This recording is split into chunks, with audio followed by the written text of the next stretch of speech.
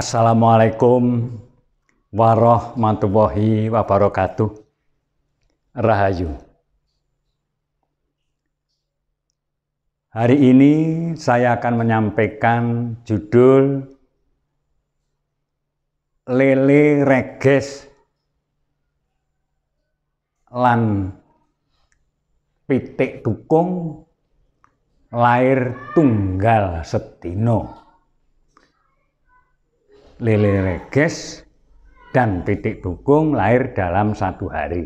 Jadi kedua-duanya itu bersamaan, walaupun yang satu hewan lele, yang satunya hewan ayam.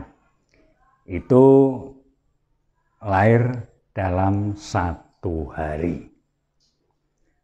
Para pandemen YouTube yang saya hormati mestinya bertanya-tanya, kok ada saja cerita Lele Reges dan pitik tukung bisa lahir dalam satu hari itu. Pada saat dulu Kanjeng Sunan Kalijaga, beliau seorang wali yang sangat terkenal dan topo beratanya juga tinggi, filsafatnya tinggi. Pada saat itu merasa kapang, merasa kangen dengan adiknya Rasawulan yang sudah berumah tangga menjadi istrinya Empu Supo. Empu Supo adalah pengrajin wesi aji. Empu Supo perajin wesi aji yang selalu membuat keris, baik itu pesanan dari keraton. Pada waktu itu dari keraton Mojopahit, setelah Mojopahit runtuh juga ada pesanan dari Kasultanan Demak Bintoro. Kecuali dari keraton berdua itu, Empu Supo juga mendapat pesanan-pesanan dari para sepuh yang menginginkan pusaka keris. Ahli sekali dalam membuat keris. Rasawulan adalah adik Sunan Kalijaga. Sunan Kalijaga waktu mudanya bernama Raden Sahid. Setelah dewasa, mendapatkan kawruh, mendapatkan ilmu, petualangan yang panjang, akhirnya jadi wali yang disebut atau mendapat gelar Wali Kanjeng Sunan Kalijaga. Rasawulan sebelum menjadi istrinya Empu Supo juga sudah punya anak, yaitu Kidang Telangkas, yang akhirnya didewasakan oleh Nyi Ageng Tarup dan hidup di Desa Tarup. Pada saat Kanjeng Sunan Kalijaga leledang menuju ke rumahnya adiknya yaitu Rasawulan, dalam hati selalu berdoa agar Rasawulan dan Empu Supo bisa bebrayan dengan baik. Akhirnya Sunan Kalijaga sampai rumahnya Empu Supo, segera disambut oleh Empu Supo dan istrinya yaitu Rasawulan. Sangat kangen kepada kakaknya yang sudah menjadi wali yaitu Sunan Kalijaga. Setelah bagi binagi, lalu Rasawulan bilang, jangan tergesa-gesa pulang, sekarang harus berada di rumahku, nanti akan saya buatkan masakan yang enak. Akhirnya Rasa Wulan masak dan mengundang tetangga yang untuk masak, yaitu membuat ingkung dan lele. Karena kakaknya itu merasa senang sekali kalau makan dengan lele dan ingkung. Setelah matang disajikan kepada Kanjeng Sunan Kalijaga, segera bertiga makan, yaitu Sunan Kalijaga, Empu Supa, dan Rasa Wulan, sambil menumpahkan rasa kangennya. Sunan Kalijaga selalu memuji masakan Rasa Wulan memang enak. Sambil bercakap-cakap, sambil berbicara, untuk menumpahkan rasa kangennya, selalu minta kabar bagaimana keadaan di sekeliling desa ini. Lalu Sunan Kalijaga bertanya, "Lah ini Tole di mana? Anakmu di mana?" "Oh, itu tidur." "Masa tidur 1 hari?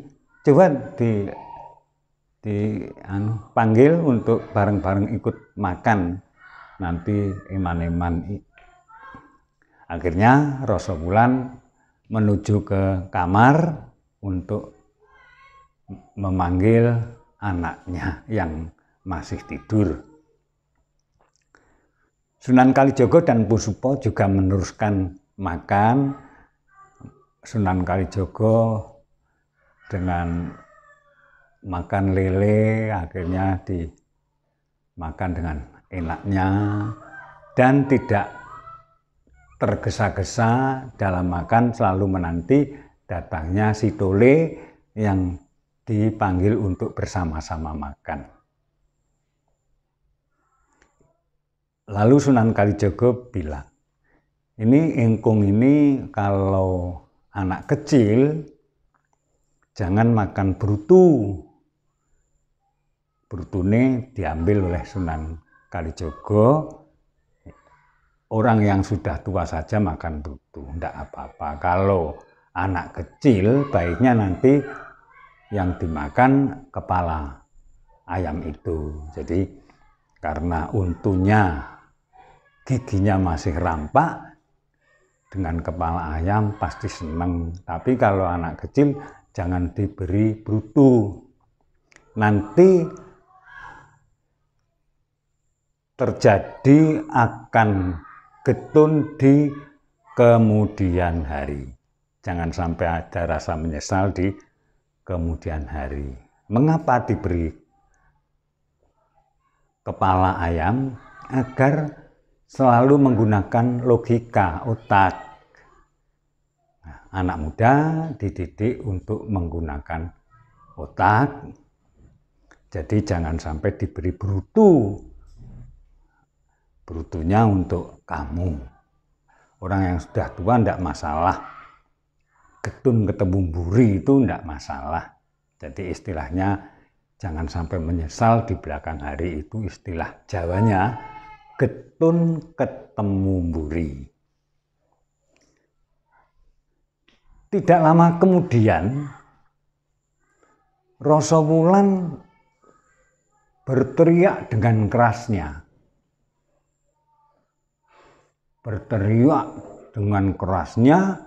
Bahwa anaknya sudah mati di Blumbang. Akhirnya Empu Supa menuju ke tempat Blumbang itu, anaknya sudah mati karena kejegur Blumbang, entah tadinya akan apa, akhirnya sudah mati di situ. Terus dibawa oleh Empu Supa dan Rasa Wulan sambil menangis. Sunan Kalijaga dengan tenangnya dia makan lele itu dengan dimakan dengan enaknya sedikit demi sedikit. Lalu bertanya, kenapa? Tole kenapa? Mati. Anakmu mati, urip, mati, urip, mati, urip. Akhirnya pitik tukung yang sudah diambil brutunya, pitik ayam yang sudah diambil brutunya, ingkung yang sudah diambil brutunya itu bergerak-gerak. Lele yang sudah tidak ada dagingnya akhirnya juga bergerak. Kena sabdanya Sunan Kalijogo, akhirnya si ayam yang sudah menjadi ingkung hilang brutunya itu hidup kembali, dan lele yang sudah tidak ada dagingnya, hanya kelihatan teri, juga hidup kembali. Itulah legenda atau dongeng yang sudah melegenda di hati masyarakat Jawa. Sampai sekarang lele reges itu dibilang oleh orang kampung, dinyatakan lele truno. Siapa yang kena patilnya lele truno tidak harus dipatil, tapi walaupun itu eri yang kelihatan pating cerinih itu kena tangan juga akan bilahi. Sulit obatnya karena sudah beracun semua. Kalau orang Jawa, orang kampung mengatakan bahwa itu sudah lele truno. Biasanya kalau di sungai ada lele truno, lele yang sudah tua, sudah kuruaking, yang kelihatan itu adalah seperti duri yang ada tulang-tulangnya, itu sangat mandi sekali, sangat berbahaya sekali kalau kena tangan seseorang. Tapi itu semua adalah dongeng.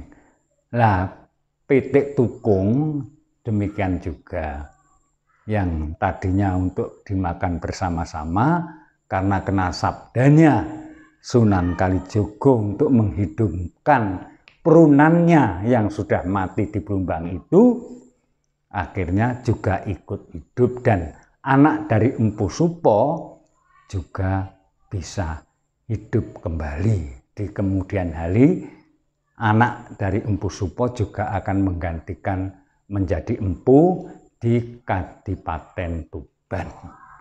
Demikian cerita lele reges dan pitik tukung yang semuanya adalah dongeng, tetapi walaupun itu dongeng yang menjadi tutur tinular, sudah melegenda di hati masyarakat.